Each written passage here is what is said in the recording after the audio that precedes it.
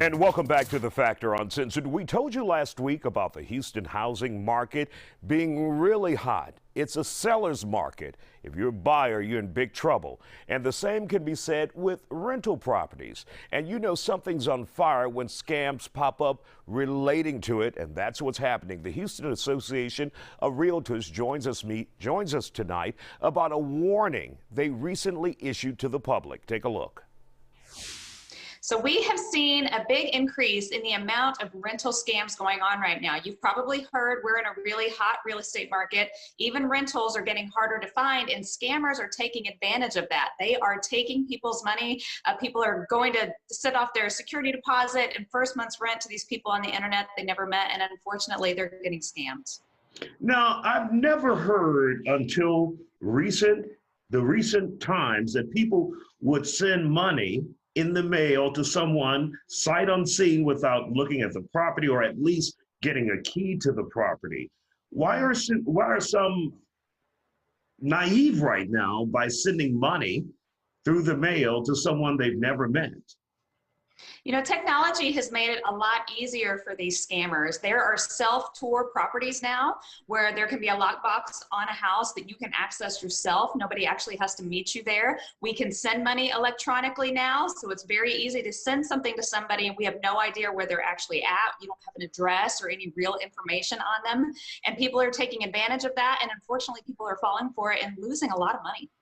Absolutely. So you guys have put out an alert in the community. You have teamed up with some other agencies out there.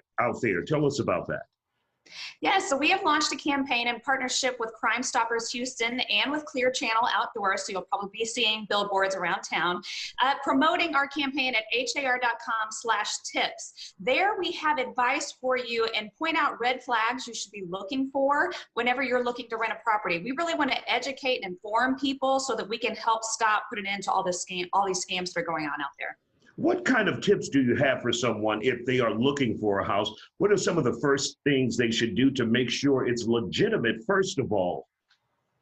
So what they're doing is they're taking homes that actually are a lot of times listed for sale or listed for lease, but they're copying that information and posting it on other websites. So just a few tips I would have would be do a little research, Google that address. If you see it coming up on multiple websites and the information isn't quite adding up, one of the things they like to do is post a really nice house at a really great price so people can't help but try to jump on it.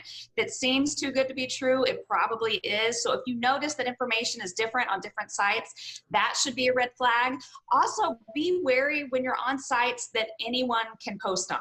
If you go to har.com, every listing there is entered by a licensed real estate professional. But if you go to some of these other websites, maybe Facebook Marketplace, where anyone can post, you're going to need to do some research. Maybe Google that property, find out who the owner is, see if that's who you're actually communicating with. So just don't blindly send money off, or if something, like I said, if it's too good to be true, try to jump on it. Do some research.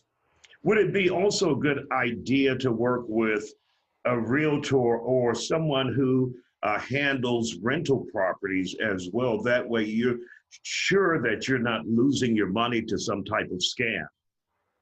A lot of people, I think, don't realize that realtors don't just work with buyers and sellers. We work with people who are leasing all the time. So yes, get with a licensed realtor. We can help guide you through this process. We can tell you if something looks fishy or suspicious. We can make sure the homes that we're sending you are actual verified rental listings. So absolutely, get with a professional. We are here to help you. Now, if you're meeting someone on social media or on the internet to rent a house, should you insist you meet face-to-face with someone?